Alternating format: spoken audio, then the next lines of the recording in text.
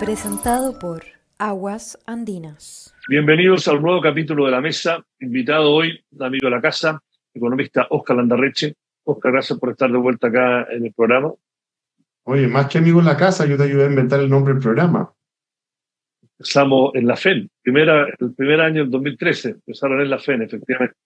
Sí. Oye, bueno, para los que han estado metidos, enfocándose más en el caso FACTOP y las formalizaciones, pasó algo importante, un poco más nerd la semana pasada, y que hizo bastante ruido, por lo menos en el mundo que reporté yo, ¿no?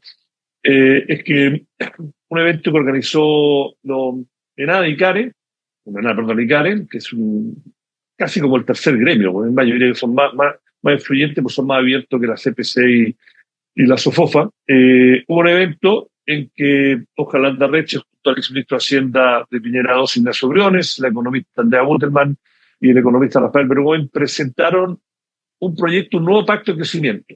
Y esto yo creo que nace, y tú, Óscar nos va a contar un poco más, de que de a poco se ha creado una conciencia que mucha gente, tanto de izquierda y derecha, empresarios, de que tenemos ya una economía estancada, y los que no son tan ideológicos de ambas partes también están conscientes de que este es un problema que no viene del octubrismo ni de la reforma de Bachelet II, sino que esto, si uno mira los números duros, se arrastra por lo menos desde la segunda mitad de Piñera I.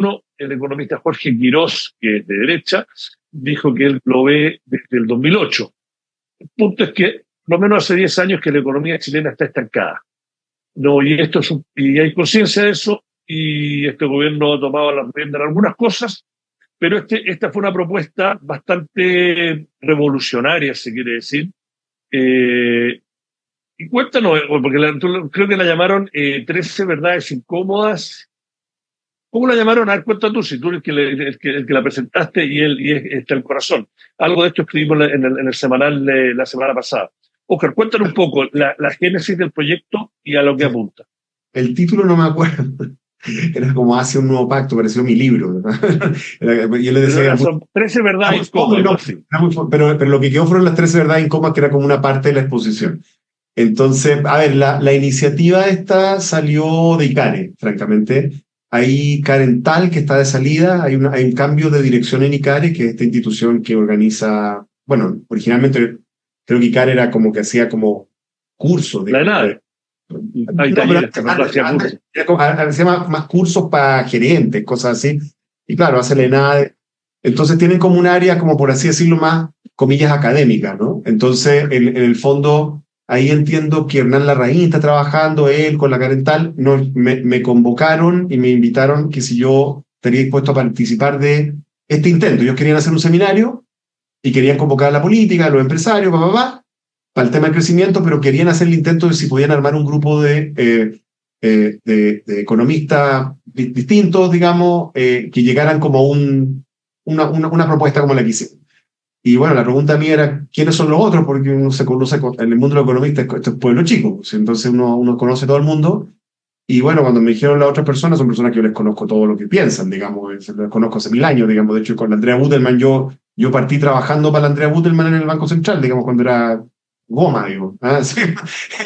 Era un economista senior y yo era como uno de los ayudantes ahí junto al Claudio Soto, digamos. Entonces, los conozco muy bien, entonces me sentí cómodo hacer el intento. Uno conoce la pega de Rafa Bergoen en la Comisión de Productividad, una muy buena pega. Al Ignacio lo conozco, en fin, por distintas cosas. Entonces, armamos este proyecto y la verdad es que no nos costó mucho llegar a los consensos. Por si acaso mostramos los consensos, hubo temas sobre los cuales discutimos harto en que tenemos desacuerdo. Por ejemplo, en el tema tributario tenemos desacuerdo respecto al IVA, o sea, hay desacuerdo. Lo que pasa es que nosotros nos concentramos en la parte que había más acuerdo, por así decirlo, ¿ya? Y llegamos a esta propuesta y la presentamos. Eso fue así de simple. Fue una iniciativa de CARE, fue entretenido, en fin. Eso fue. Mira, primero, lo que me interesa, porque no va a tener tiempo de ver de todas las verdades incómodas y las recomendaciones, pero a mí creo que hiciste buena pega en resumir el diagnóstico, porque creo que hay poca gente que esté en desacuerdo en el diagnóstico que hacen de lo que estamos enfrentando. ¿Por qué no tratamos de resumir un poco cuál es el diagnóstico de ustedes y después vamos a tratar de avanzar en la recomendación? Claro, las recomendaciones son muy específicas, ¿no? Porque el diagnóstico tiene como dos partes. Uno es, que tú ya lo mencionaste, es que hay un problema de decrecimiento estructural en Chile que, yo estoy de acuerdo con Quirós, por si acaso, el punto de inflexión en que empieza a desacelerar fuerte es la crisis subprime y el terremoto. Es como, hay cambia algo, ¿no? Y ahí empieza como a bajar todos los indicadores, productividad, etcétera. Y que es estructural y que ha atravesado varios gobiernos. Y eso es importante entenderlo porque hoy en día, por ejemplo, en un año electoral, el discurso político es como, si cambia esto y un gobierno de derecha, entonces vamos a crecer. Ya tuvimos dos gobiernos de derecha y fue cayendo, digamos, ¿no?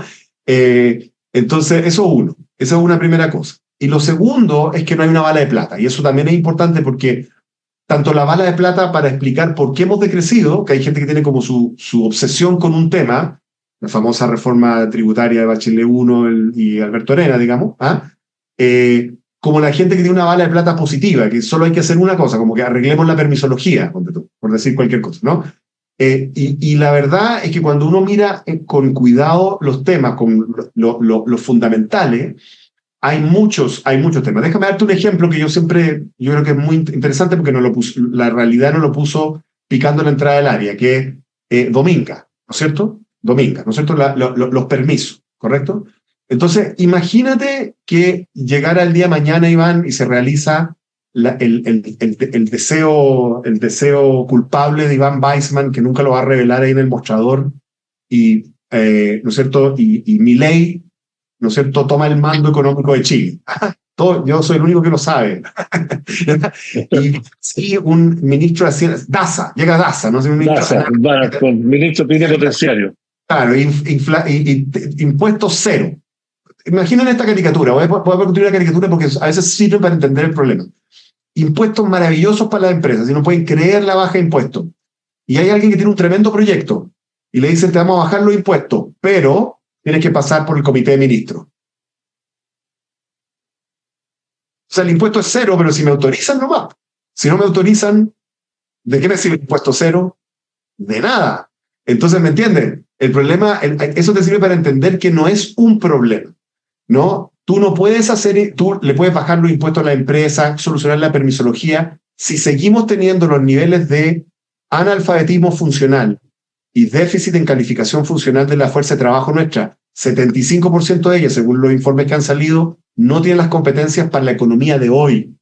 No vas a tener la siguiente generación de industria que sale el extractivismo, por mucho que tú le generes buenas condiciones a la empresa. Entonces, por eso es que aparecen estos 13 temas, porque en el fondo es entender que los desafíos de reforma institucional en Chile son varios y son complementarios. Ese es como el diagnóstico. Y por eso es que la propuesta central en realidad no son las 13 verdades incómodas, sino, como tú recuerdas del seminario, es la idea de establecer un Consejo Económico y Social Permanente, o sea, una institución un poquito copy-paste de la que tienen los irlandeses, hay otros países que también tienen algo parecido, donde se trate de premasticar, de pretrabajar algunas de estas reformas para facilitarle a la política implementar varias de estas en conjunto. Eso es más o menos el diagnóstico central de la presentación. Tú mencionaste una de las verdades incómodas, ¿no? De que la gente, bueno, bajamos los impuestos y se arregla todo. Y miremos Irlanda, porque siempre vienen como un lado nomás de Irlanda, que bueno, bajar por eso, lo de Irlanda vino acompañado de un montón de otras cosas, y fue una decisión política además. Pero si pudieras elegir 3 o 4 de las verdades más incómodas, en que todos en Chile no hacemos trampa en el solitario, o más chilenos no hacemos los hueones. Sí. ¿De quién es centro-derecha? Yo creo que en el tema tributario hay muchos temas, porque una de las propuestas que a mí me sorprendió que tuviéramos consenso entre el grupo, porque esto es una posición que yo tengo hace mucho tiempo, y yo creo que tú lo recuerdas. Yo siempre estuve en contra de la desintegración tributaria. Siempre estuve en contra. Porque lo que ocurre es lo siguiente.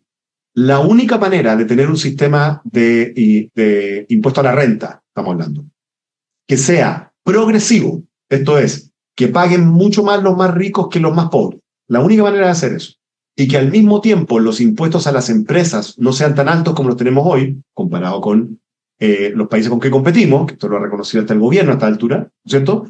La única manera de jugar ese círculo es teniendo integración tributaria, ¿no es cierto? ¿Por qué? Porque lo que tú quieres es cobrarle altos impuestos a las personas que ganan alta plata, ¿no? Y quieres que las empresas que reinvierten en sus proyectos productivos no los quieres desincentivar. Ahora, ¿por qué se desintegró cuando se hizo? Se desintegró porque el sistema de integración tributaria tenía mecanismos de evasión y de elusión. Claro, el famoso food. Bueno, había y todos los trucos que había. Y como siempre hacemos en Chile, vendemos el sofá de Donoto. Lo que yo dije ahí en Icare, que en algún momento como que incomodó un poquito, que les dije, había otra solución, que no era desintegrar, no era vender el sofá de Donoto, sino que era tener un servicio de impuestos internos con diente y con, por ejemplo, leyes tributarias como la de los gringos, en las cuales si tú haces evasión y ilusión evasión tributaria, te das preso. Ese era otro camino posible. No vender el sofá de Donoto, sino mejorar el sofá. Un sofá 2.0. Entonces, ¿te fijas? Ahí es como donde nos hacemos trampa al solitario, porque no es cierto que las razones por las cuales no tenemos el sistema tributario sean simplemente porque la izquierda desintegró. Es porque no hemos querido darle las atribuciones a impuestos internos, y cada vez que se ha propuesto tener un servicio de impuestos internos independiente, con diente y con leyes más gringas, es resistido. Entonces, es un poquito incómoda la discusión. Entonces, esa una. Otra que yo creo que es bien importante es el tema de lo que te mencioné hace un momento. Perdón, ya mencioné el de los trabajadores, hagamos otro. Nosotros invertimos 0,3% del PIB en ciencia, investigación y desarrollo. Esta era la verdad 7 o no sé, una de esas.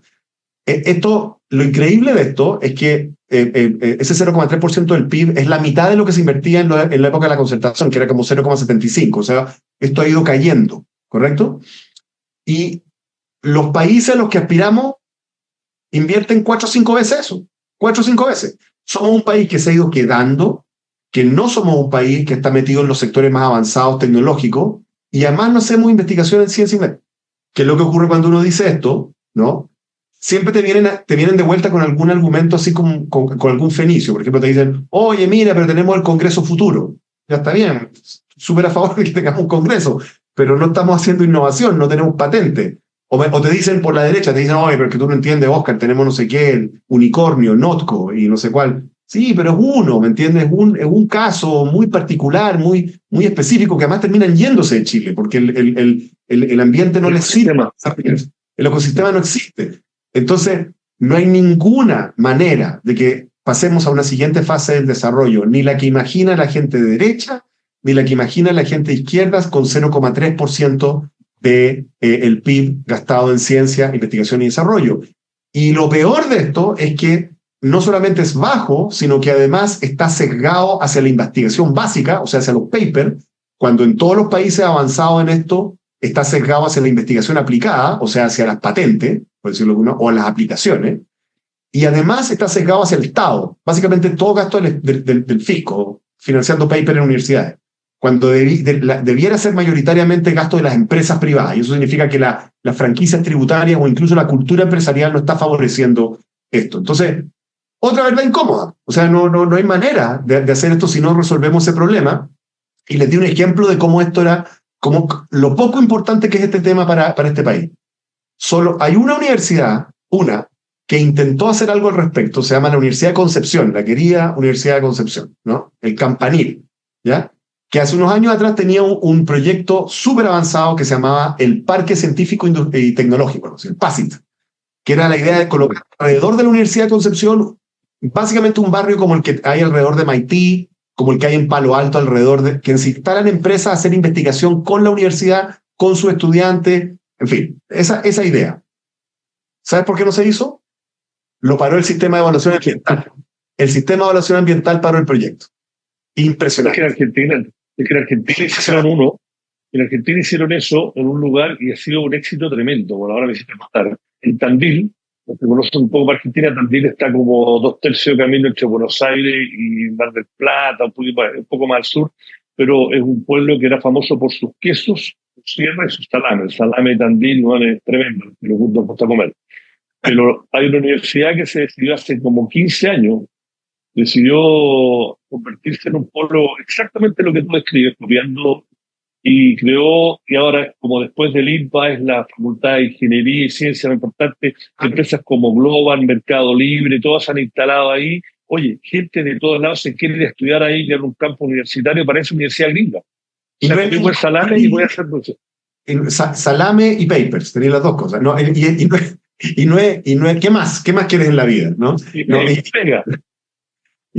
pega y cervecita. No, pero lo que te quiero decir es que, y esto no es ningún misterio, o sea, esto es lo que hay en Tel Aviv, esto es lo que hay en Corea, esto es lo que hay en Warwick, en el medio de Inglaterra, esto es lo que hay en varias partes en Estados Unidos. Esto, o sea, no es, aquí uno no está inventando el agua tibia, es simplemente hacer lo que hacen los países que han sido exitosos en esto. Pero bueno, esto es una verdad incómoda, pero nadie la quiere enfrentar realmente. Cuando uno ha hecho propuestas en estos temas, son súper resistidas, por la derecha es resistido como estatismo, como picking the winners, y que usted es poco menos que un trotskista, porque está promoviendo que el Estado impulse más la ciencia, la investigación y el desarrollo. Y por la izquierda, más bien es resistido porque, en general, esto cuando sale bien se hace con la empresa. No se hace así en la Torre de Babel, digamos, en la Torre de Marfil. No, se hace con la empresa, se hace una relación de las mejores universidades con la empresa. Eso es lo que se hace. Mira, metámonos un poco, esto lo hablé la semana pasada con Sebastián Edwards, y tú que eres un conocedor de la historia económica de Chile, me interesa tu lectura. Yo hice mi análisis anecdótico, que no lo he estudiado, pero como así de sensación, que yo digo, Chile tiene un cierto excepcionalismo, y no hablo de que tenemos la bandera más linda, ni el himno La bandera más linda, más linda, no, sino que hablo de que si uno mira nuestra historia a grandes rasgos, comparado con el resto de la región, después de que finalmente en 1818 se consolidó la independencia de Chile, hemos tenido escaramuzas, menos guerra civil, pero en general, comparado, hasta el 73 ha primado una democracia, los milicos no cada 5 años se llegan a en golpe de Estado ni guerra civil. Eso, 1973 se quiebra, pero primero que eso tenemos el primer socialista elegido democráticamente.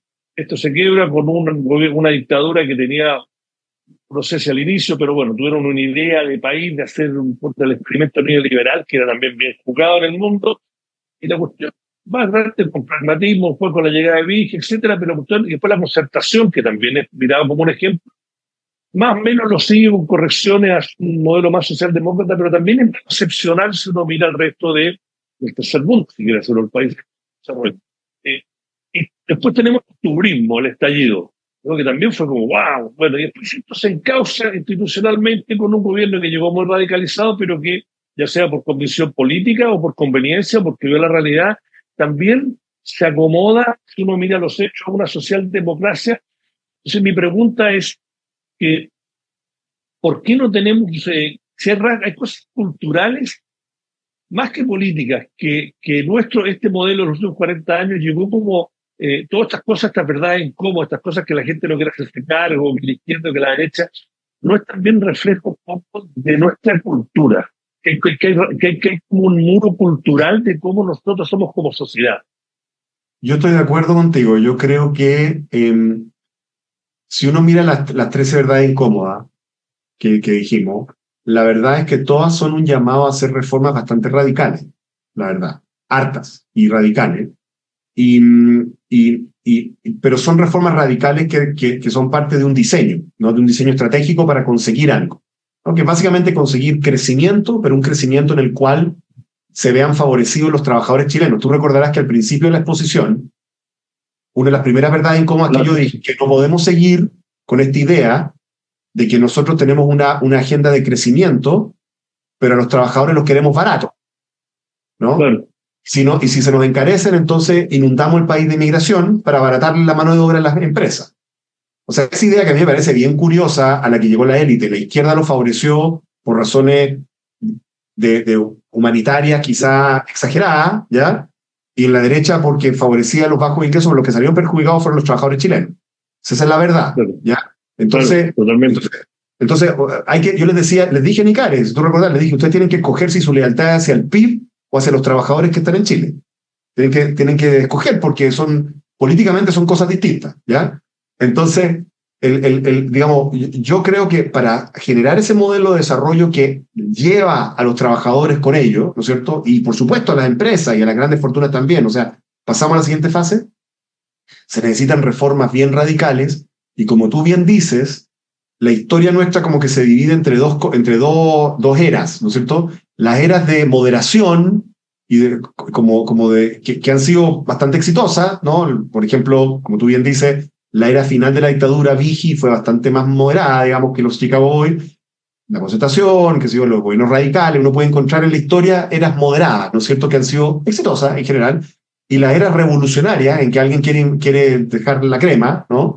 Que usualmente terminan mal, terminan mal, pero hay pocos momentos de una agenda así como muy agresiva, revolucionaria bien diseñada, ¿no? Las épocas revolucionarias nuestras usualmente son más bien momentos de expresión de pasiones, de subjetividades, pero con poca mirada estratégica, ¿no? Como uno mira, por ejemplo, en este caso reciente fue la primera convención constituyente, ¿no? Que era una cosa que uno la miraba de minuto uno, sabía que se iba a ir como el buen chileno de hocico, digo. O sea, eso no iba para ninguna parte, pero no importaba, había que expresarse, ¿cierto?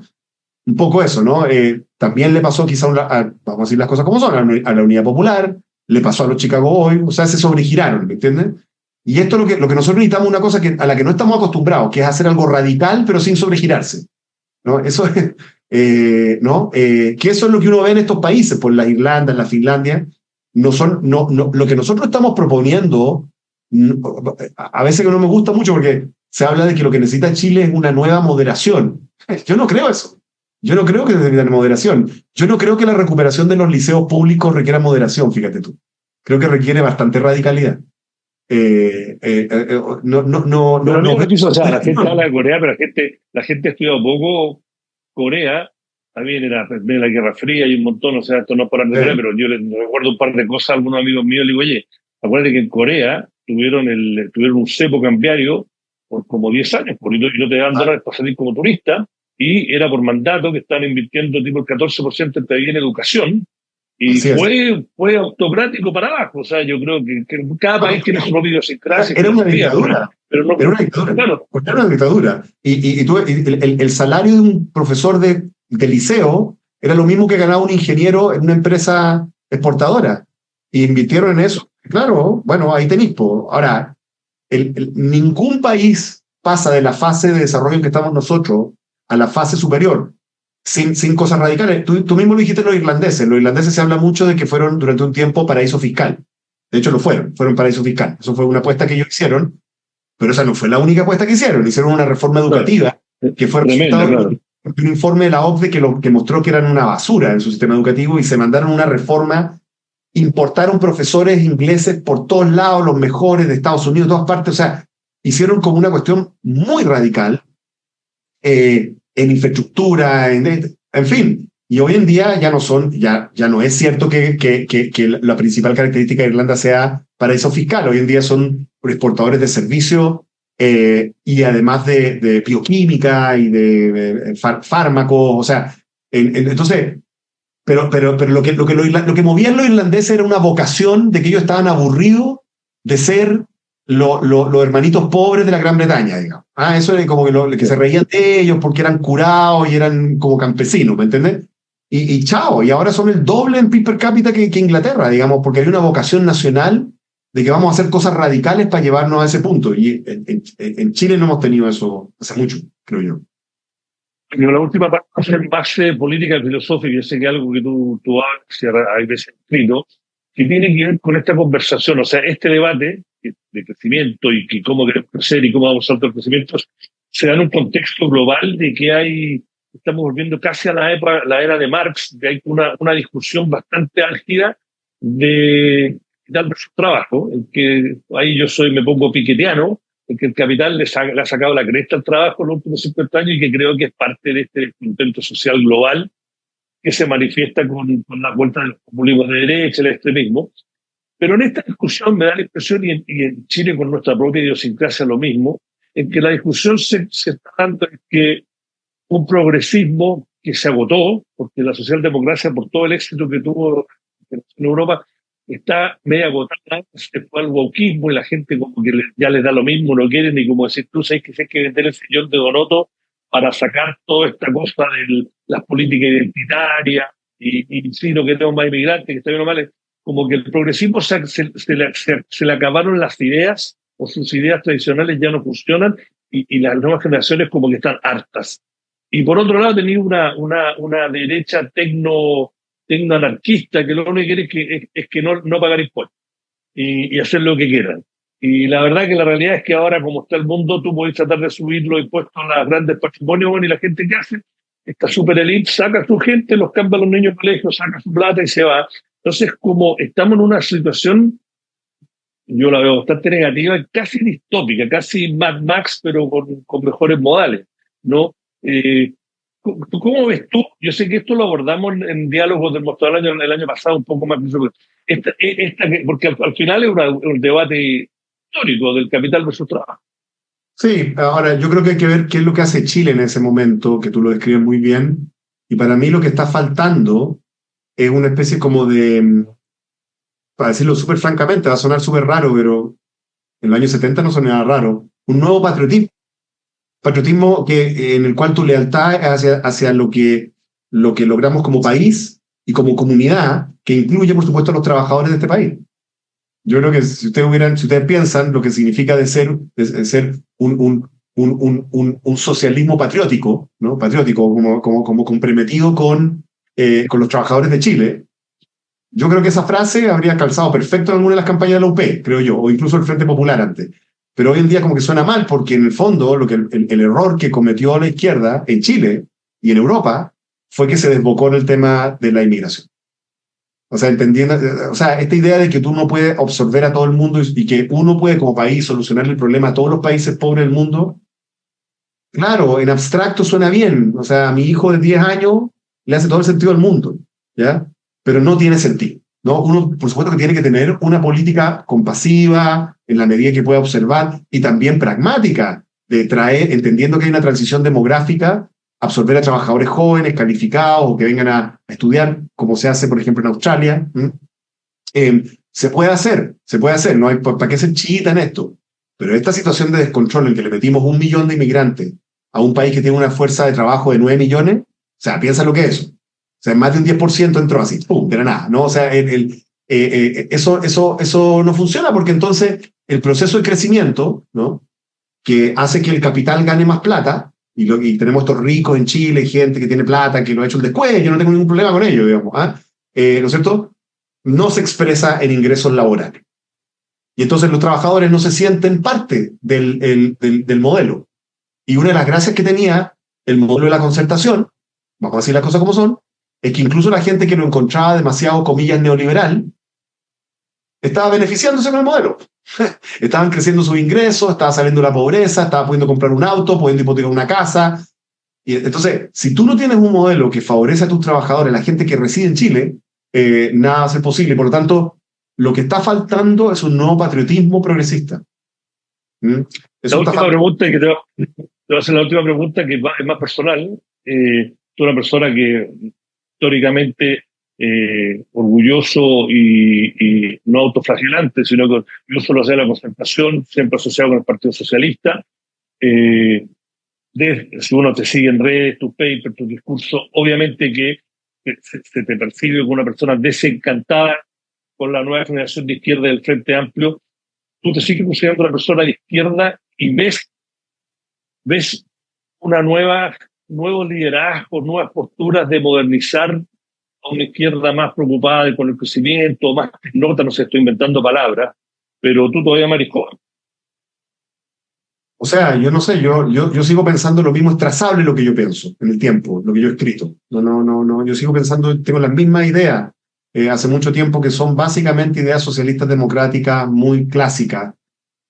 Si lo raro es esta idea de que uno tiene que celebrar una política performática que no tiene resultados, digamos. O sea, yo tengo un artículo hace muy pocas semanas atrás, en la tercera, por si acaso, en el Pulso, en que muestro cómo los ingresos laborales reales per cápita de las familias trabajadoras chilenas han bajado en los últimos 5 años. Entonces, A mí me da un poco lo mismo si alguien me dice, no, pero es que nosotros pasamos las 40 horas, que pasamos el salario mínimo. Bueno, por alguna razón no estás logrando lo que dices que quieres lograr. Mi enojo con la política de izquierda actual es que es performática. Es que en el fondo es algo que representa cosas, pero no las hace. ¿Mm? O sea, Casa Allende, represento algo, pero por hacer las cosas mal, termino perjudicando. La misma gente que yo quiero ayudar. Eso nos ha pasado en muchas dimensiones. Y hasta que la izquierda no se dé cuenta que tiene que salir de esa manera de pensar, de que salir de los liderazgos performáticos, gente que cree que hacer política es simplemente actuar. No es que tú escribiste un libro, es que me disfrazo de Pablo Neruda. Ah, soy un intelectual. No. Aquí las cosas hay que hacerlas bien. Y si continuamos haciéndolas mal y simplemente con performance, la izquierda va a condenar a este país a una hegemonía política de derecha. Eso es lo que yo creo. Y por eso que tú me ves tan mal geniado, Iván, porque no quiero eso. Sí, eso te conozco. Y sé que vamos para allá. Entonces, bueno, pero bueno, el mundo no es como uno quiere. Bueno, un aporte, nos pasamos un par de minutos, pero yo creo que valió la pena. Óscar Landarreche, economista de la Facultad de Economía y Negocios de la Universidad de Chile, y con un currículum que la mayoría de la gente ya conoce. Así que gracias, Óscar, y será hasta la próxima. Que tengas un buen verano, así que ahora te vas de vacaciones.